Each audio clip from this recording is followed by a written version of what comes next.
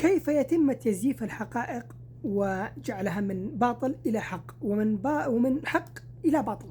يعني شوف الفيديو هذا. قتلوه وهو يقول أنا مظلوم. أنا علي العبد الله، وهذه قصة جريمة اليوم. أمين باحاج شاب يمني يعيش في محافظة شبوة. في بداية ديسمبر 2025 صار في خلاف بينه وبين واحد اسمه باسل المرواح على قطعة أرض. اشتد الخلاف وفجأة أمين قتل باسل بالخطأ وهرب. قعد فترة طويلة مختفي، ما حد يدري وين مكانه إلا أبوه. فعشان لا يصير في ثأر بين القبيلتين ويروحون ضحايا كثير، أمين سلم نفسه. أخذوه مشايخ أسرته إلى قبيلة المقتول باسل على أساس يا يعفون عنه يا يسلمونه للشرطة والجهات المختصة ويحاكم. لكن اللي صار أبدا ما يخطر على بال أي أحد. القبيلة أخذت أمين وعلى طول ربطوه وسدحوه على الأرض ورفعوا أسلحتهم. وقتها كان يقول أنا مظلوم أنا مظلوم، لكن أطلقوا عليه كمية كبيرة من الرصاص حتى فارق الحياة. في هذا الفيديو الأخ علي العبد الله تقريبا اسمه، جاب كلام عن قضية شبوة وعن الحادثة اللي حصلت مختلف تماما، مختلف بنسبة 99%، مختلف على أرض الواقع. جميع التفاصيل أنا تكلمتها في فيديوهات سابقة وموجودة في صفحتي عشان ما أكثر الكلام، ولكن بشكل مختصر الأخ أمين ارتكب جريمة غدر بسبق الإصرار والترصد بحق باسل البابكري.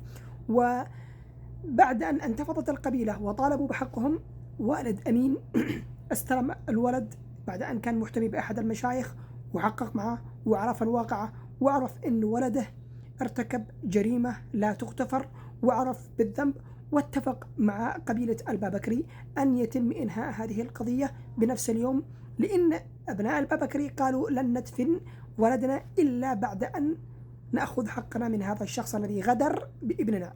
فوالد أمين بابكري سلمهم كما شاهدتم في هذاك الفيديو الذي ظهر، وهو يسلم ولده ويقول طبقوا شرع الله، بوجود الحكومة كانت موجودة، بوجود جميع المشايخ الذي اتفقوا وكانوا يعني وموجودين وعارفين القضية كاملة.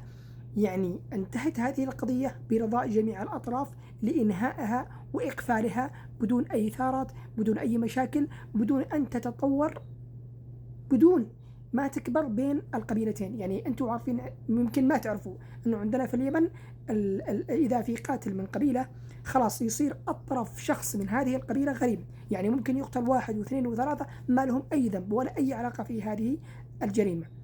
واللي حصل في صنعاء قبل يومين ليس ببعيد، قتلوا واحد من ريمة مع زوجته، والسبب قالوا والله خطأ. إيش اللي خطأ؟ قالوا والله معنا ثأر مع واحد من جماعتنا أو مدري وين، غريم أو ما يسمى غريم، وكنا نشتي نقتله لكن أخطأنا في الهدف وأصبنا وقتلنا هذولا.